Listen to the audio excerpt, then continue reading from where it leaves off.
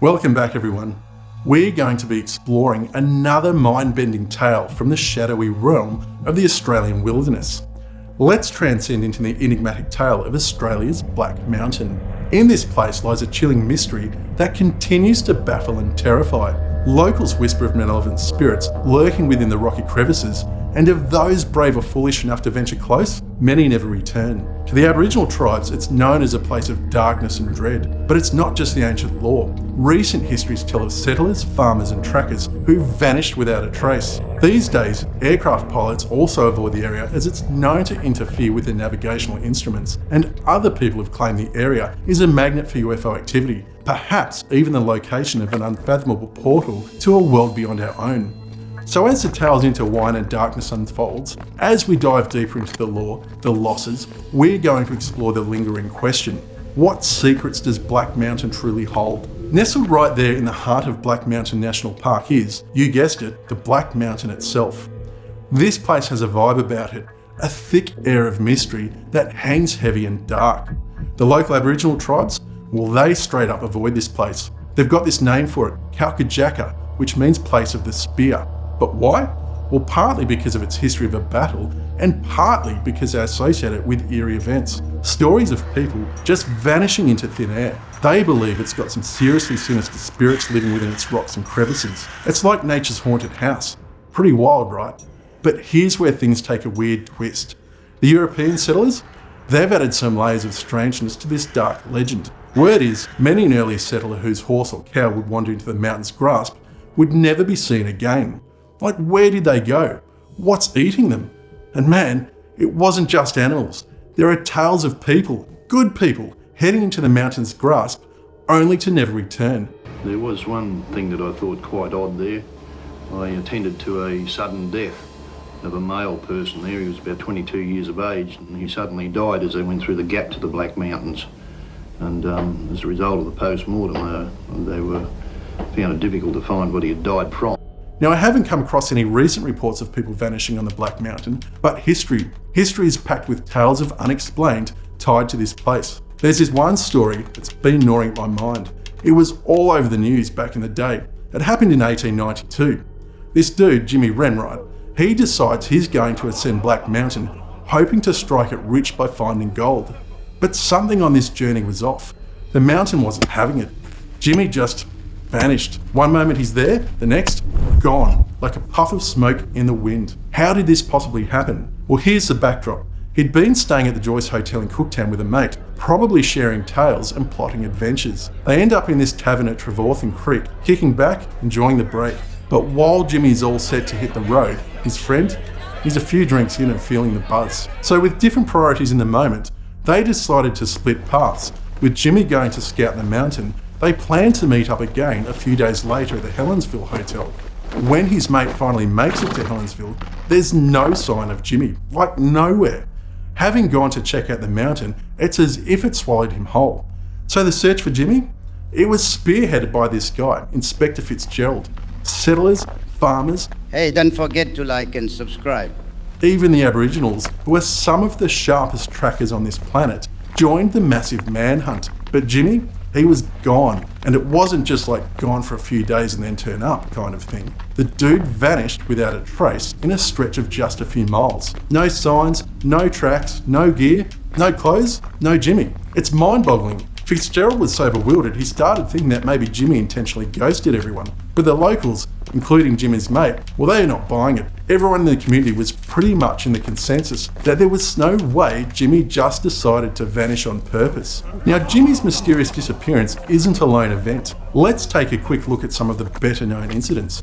Circa 1800, outlaw Sugarfoot Jack and his gang scoot to Black Mountain after some wild encounters with the local law. Guess what? Gone. They've never resurfaced, even after everyone's out looking for them. Again, July 1872, a guy named Philip Grainer sets out to find his lost calf, but then bam, Philip, his horse and even the calf all missing, not a trace. 1890, picture this, Constable Ryan, a policeman, is on the tail of a fugitive and tracks him down to a cave in Black Mountain. The dude goes in, but here's the freaky part, he never comes out. Like people saw him go in and just, that's it, gone.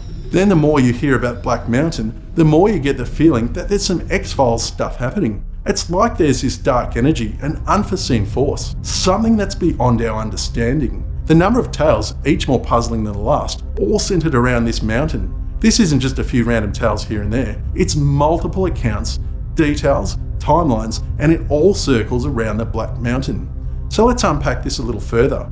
Firstly, we've got Harold Owens. The dude is an established settler from Oakey Creek, a bushman, not some city dweller lost in the woods. Early morning, he saddles up, heads out to the Black Mountain in search of some lost horses. Now another dude spots him en route to the mountain, and then, like many before him, he's gone. Harold, along with his horse, just vanishes without a trace. The search that ensued was massive. We're talking about police, Aboriginal trackers, and basically everyone Harold ever knew, turning the place inside out. And guess what? They found nothing. That's right, not a damn thing. But you know what's wild? One of the police trackers also disappears during the search, and a second returns so psychologically impacted by whatever's happened, he's unable to provide a coherent statement. But hold on to your soy chai lattes, because here's where things take an even stranger twist. Just as everyone's coming to terms with Harold's disappearance, another familiar face from the vicinity, George Hawkins, decides to roll the dice. The dude's checking out the Black Mountain area for cattle feed. Now George knew about the eerie vibes and disappearances, but he shrugged it off, probably thought it's just stories, right?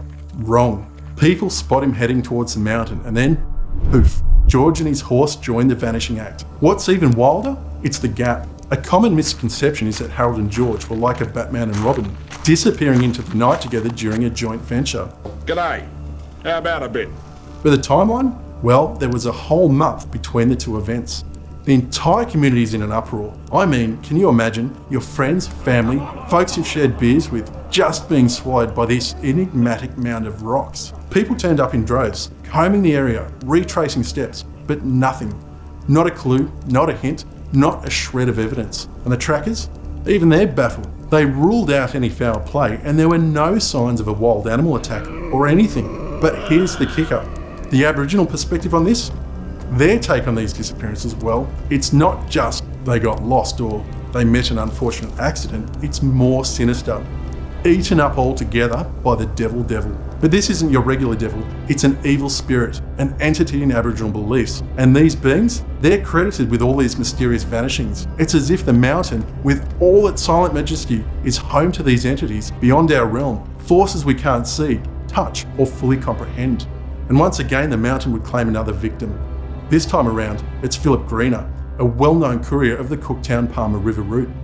The setup is eerily familiar, but the stakes just keep getting higher. Picture this. Greener is on his journey, got his pack horse team all loaded up with provisions, and decides to camp near the good old Black Mountain. And as if on cue, 3 of his horses decide, hey, let's take a midnight stroll towards the creepiest mountain in town. Well, Greener, being committed to the carrier he is, mounts up at dawn and heads to the mountain to track down these missing horses. And boom, the dude's gone, vaporized, vanished. And no, it's not like he just got lost or wandered off a bit. And to make things even more unsettling, his fellow carriers, trying to shout out and locate him, stumbled upon Greener's horses, saddled up and just grazing at the foot of the mountain. But Greener, well, he was nowhere to be found. Yet again, a massive police search, Aboriginal trackers, the whole community.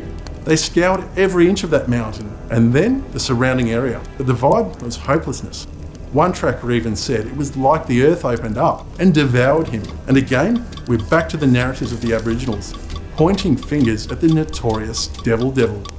It's like the mountain's got this aura, this magnetic pull. You go in, but you don't come out. Now let's shift forward to our modern day times and the view of Mary Shipton, one of the Aboriginal descendants from the area. Growing up, she was taught to respect Black Mountain, not just as a tourist spot, but as a sacred ground. You get the impression that for her, and probably for many Indigenous people, it's not just about folklore or legends. It's about identity, ancestry, and the deep connection to the land. Mary says that those who trespass will get very, very sick, or experience bad vibes. And it's not just a casual comment. There's weight to it, history, and perhaps a warning. Harold Ludwig, another Aboriginal local, gives insights that are bone-chilling. For him and many in his community, the tales of spirits and mysterious occurrences aren't just stories, they're deeply rooted realities. He says, In our stories, spirits just appear to us. It's a first-hand account that underscores the very real respect and reverence the local community has for the mountain. There's an understanding and belief that trespassers on this sacred ground could face consequences. So what's the deal with this Black Mountain? Is it some kind of supernatural portal, akin to the Skinwalker Ranch as some have claimed? Perhaps a hub of UFO activity, or a gathering place for otherworldly entities? Or just a treacherous terrain where people and animals meet their unfortunate fate in its underground labyrinth? Well, whatever it is, this place holds secrets. Secrets that might never be revealed.